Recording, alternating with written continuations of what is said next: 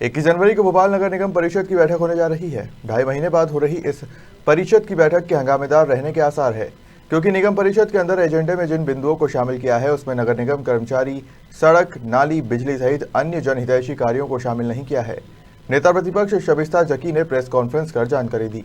जो प्लांट लगने वाला है उसके अंदर भी एक में 30 करोड़ रुपए, एक में विंड एनर्जी के लिए 30 करोड़ रुपए, दूसरे के अंदर 28 करोड़ लोन लेंगी। आज की डेट में आधे लोगों की तनख्वाह नहीं दे पाए, तो आप ये बताइए हम ऑलरेडी 85 करोड़ रुपए लोन का किस्त भुगत रहे हैं। कि कौन भुगत रहा है? भोपाल शहर की जनता। भोपाल शहर की जनता की गाड़ी कमाई का टैक्सेस का पैसे से हम लोन भर रहे हैं। अब आप हमारे ऊपर एक 30 करोड़ और एक 28 करोड़ का लोन फिर लाद देंगे, तो ये बताइए हमारे कैसे विकास कार्य होंगे? आपने इतने दिनों से क्या किया? आपके पास इतना पैसा जब नहीं है कि आप लोगों की तनख्वाह नहीं बांट सकते, तो फिर आपको यह अधिकार नहीं है कि हम लोगों के ऊपर, भोपाल शहर की जनता के ऊपर लोन का फिर कर्ज लें और आप ये सिस्टम लगाएं। और आपका सिस्टम इतनी कम बिजली की पूर्ति करेगा जो आपके लिए ऊंट के मुंह में जीरा है। आपके भोपाल शहर के अंदर केवल 2 लाख यूनिट तो नगर निगम के अंदर ही बिजली की खपत होती है, और वो 21 मेगावाट बिजली जो है वो साल भर में 2400 मेगावाट बिजली। तो आप क्या कर लेंगे इतनी कम बिजली से? क्या कर लेंगे? कुछ नहीं हो सकता। और कोई उसकी गारंटी नहीं है, उसकी कोई गारंटी नहीं है कि वो सक्सेस होगा। ये हमारे भोपाल शहर को बिजली मिलेगी, उसके लिए भी आपको जमीन परचेज करना पड़ेगी। 1 मेगावाट के लिए 5 एकड़ जमीन कंपलसरी है। साउथ की कंपनी है, साउथ की कंपनी काम करते करते भाग गई, तो इसकी जिम्मेदारी कौन लेगा?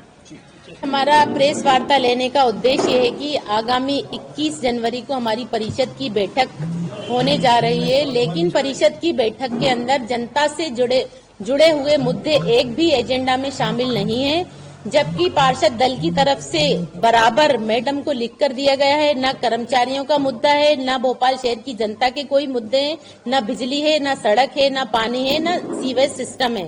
केवल महापौर जी की विधानसभा को लेकर नाला, नाली और जल भराव की स्थिति से निपटने के लिए 58 करोड़ के विकास कार्य का एजेंडा में शामिल है।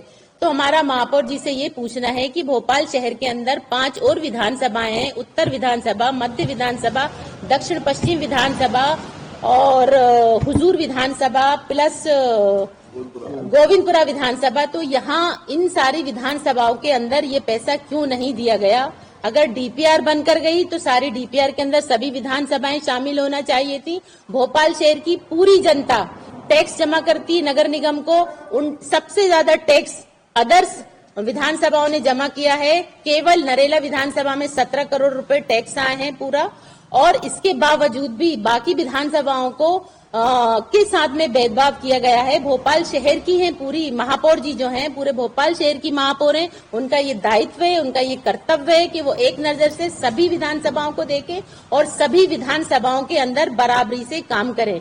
विकास कार्यों के लिए हम लोग कभी नहीं किसी को रोका, न कभी रोकेंगे। हमारा उद्देश्य है पूरे भोपाल शहर की जनता का विकास हो, हर विधानसभा वाइज विकास हो। भोपाल शहर के अंदर और भी विधानसभाएं जहां पर जल भराव की स्थिति अभी बरसात के मौसम में आई थी, जैसे बैरागढ़ के अंदर 2 बच्चे बह गए थे। हमारी विधानसभा के अंदर बहुत बड़ा नाला है बाणगंगा का, जहां 6 बच्चे बह गए थे, और कम से कम 20 से 30 घर यहाँ पर टूटे थे अभी बरसात के मौसम में। इसी प्रकार से और हमारे और भी पार्षद साथी बैठे हुए हैं उत्तर विधानसभा के, वहां पर भी भोपाल टॉकीज के पास में इतना जल भराव की स्थिति आती है कि वहां पर लोगों को राहत कार्य के लिए लोगों को लगाना पड़ता है, लेकिन हम उस स्थिति से निपट नहीं पाए।